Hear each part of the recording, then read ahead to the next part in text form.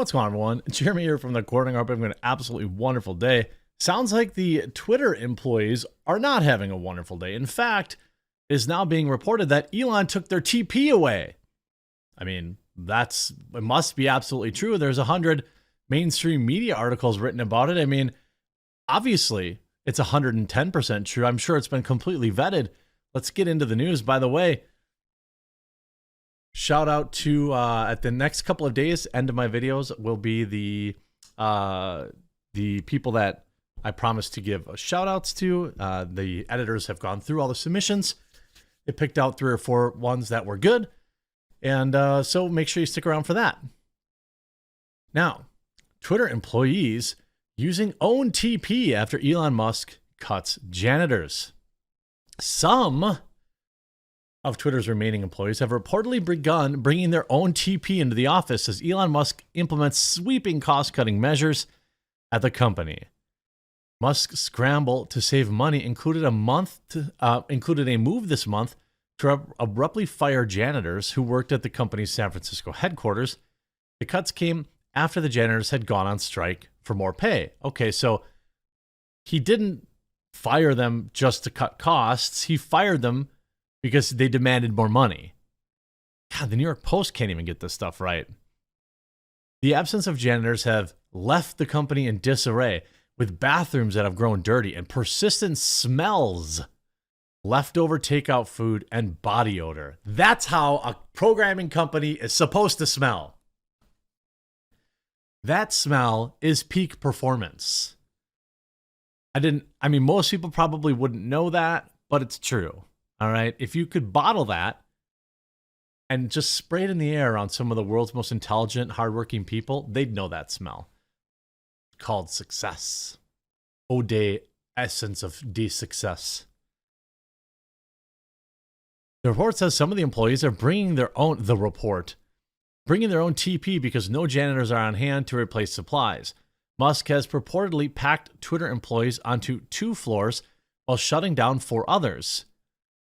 Other budget-conscious moves include a decision by Musk to shut down one of Twitter's data centers in Sacramento, California, despite reported concerns among some employees that it could hurt the site's performance. Well, we did see yesterday there were some outages. There was some downtime. I don't know if it was if it was in the United States at all. I didn't notice any, but certainly it did go down for some people, probably during the transition period between the two.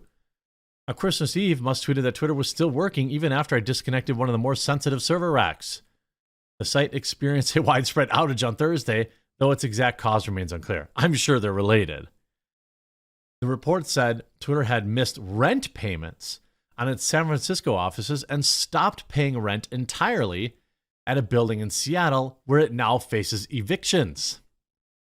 The company also axed cleaners and some security staff at one of its buildings in New York.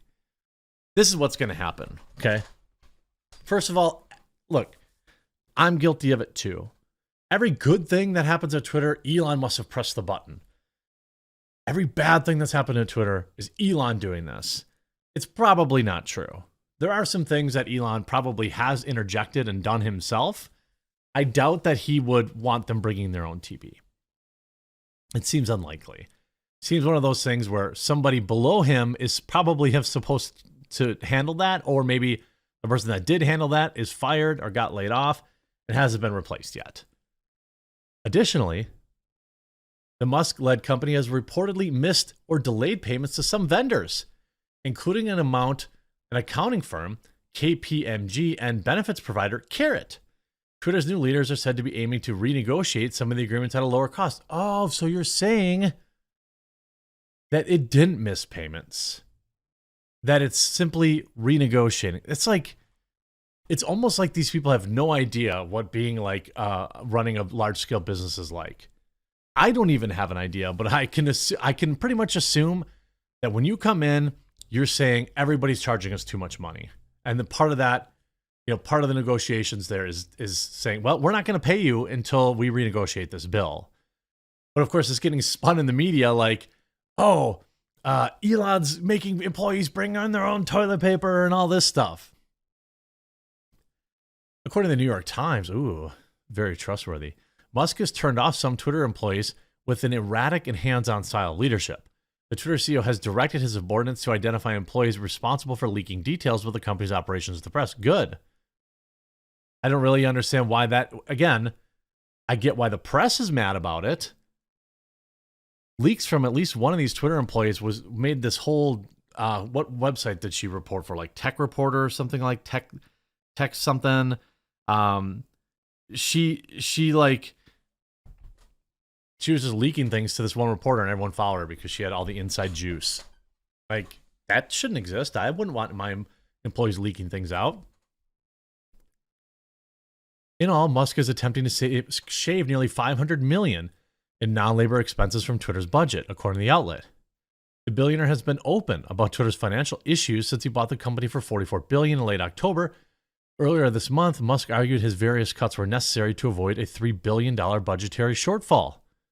Quote, "This is why I spent the last 5 weeks cutting costs like crazy," Musk said during a Spaces event last week. "This company is like basically you are in a plane that is headed towards the ground at a high rate of speed with the engines on fire and the controls don't work." The Post has reached out to Twitter for comment. The company has cut its entire communications team. Why did you need it? You don't need that. That's stuff that you need when you work for the government, when you're allowing the FBI to reach it. I don't see any reason to have a communications department on Twitter. They don't need to answer to the New York Post. They don't need to be readily providing answers to the press. Why would you have these people on staff? It's insanity. They don't need to be at their beck and call. That's the dumbest. The fact that you paid anybody for that is insanity. Then Elon Musk calls out legacy media and corporate journalism. "We have only just begun." Billionaire and Twitter CEO Elon Musk slammed corporate journalism and legacy media in two separate tweets about their response to Twitter Files claims. And by the way, we're going to have more Twitter Files today, I'm told. That claim that his reputation is in trouble. "Why is corporate journalism rushing to defend the state instead of the people?" Musk wrote on Tuesday in a response to a tweet about a Substack post headlined, "In response to the Twitter Files, establishment media rushes to defend the FBI," written by Leighton Woodhouse. Musk has released several installments of the Twitter Files through independent journalists such as Barry Weiss and Matt Taibbi. A recent installment detailed the coordinated effort between Twitter and government agencies that went way beyond the FBI. Musk said that the same thread that he was open to the idea of purchasing Substack in response to a tweet from Wall Street Silver, who asked if Twitter should purchase Substack to connect the two platforms.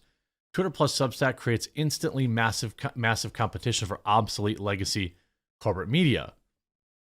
Musk said on Wednesday, also responding to a clip posted by CNBC's Squawk Box and called out legacy media, writing, "The legacy media should just worry about its reputation. We have only just begun."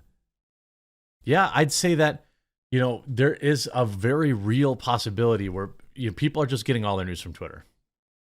Like, seriously. I mean, people that are watching CNN every day right now, they are literally dying off. I can't tell you. I don't know I don't even watch Fox News. Like, I don't even watch really any corporate news. Most people will say to me, "I watch Tucker," or they might watch Tucker or something like that. But like, I can't think of, I've got some family that watch, what is their name? Mad Cow, whatever her name is. But like, who cares? These people are all bought and paid for. Pretty sure Fox took a bunch of money from drug companies to tell you to go get the poke. So I think that more and more trust is getting placed in independent media. In a clip, Axios reporter Hope King said that Musk's reputation was in danger. "All of the macro conditions are against his favor. Market shares of Tesla are down year over year. His reputation with Twitter is impacting his reputation when it comes to all of his companies." Musk shot back and said that legacy media should worry about its own reputation. Another Twitter Files posted by independent writer David Zweig showed both Biden administration and the Trump administration leaned on Twitter to moderate content during the coup. And the media was fine with it. And the media is not calling it out. I think that Tesla's going to be fine. They're still selling tons of cars. SpaceX is only going to get better, and Starlink's only going to get better. Those are just two of his many ventures. Twitter will be profitable. I mean, the Twitter closing Seattle office faces eviction, reports say. I'm pretty sure that's just Musk saying, man, we're not going to pay that much for rent anymore. Let us know when you want to renegotiate the rent. And so then they say, oh, we're gonna evict you. And then you say, okay, because he probably didn't care about that anyway. He probably wanted out anyway. This is just part of renegotiating all these insane bills and insane expenses that previous management were fine with. I hope you enjoyed this video. If you did, make sure you leave a like on it and you click that subscribe button down below. And here's a little shout out to one of the viewers, a little shout out to a viewer's channel that won the submission contest. So check them out. Their details will be in the description.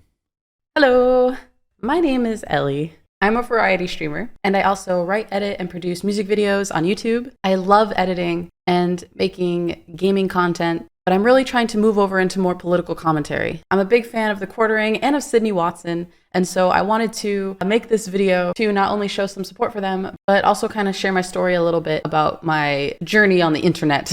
On Twitch, I have over 9,000 followers, and I was averaging partner numbers until about a year ago, when a lot of my community and my audience turned on me for standing up against online child abuse and woke culture in the gaming industry. I disagree with a lot of Twitch's policies, and I strongly dislike how e-girl culture has made it impossible for girls like me to just be entertainers and gamers on the internet.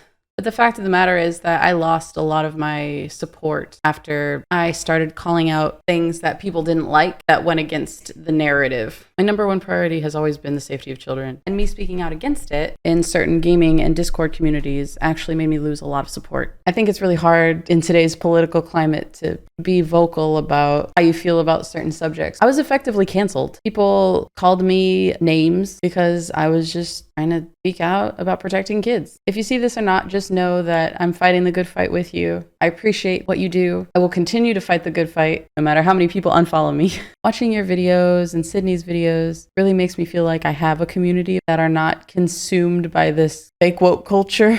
And sure, I know how to edit and make tutorials, but I feel like I have more to offer than that. I have already kind of started making more political videos that I want to release, like this one.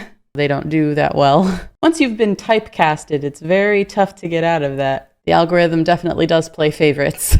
This is definitely more of the direction I want to start taking my content and kind of leave tutorials behind.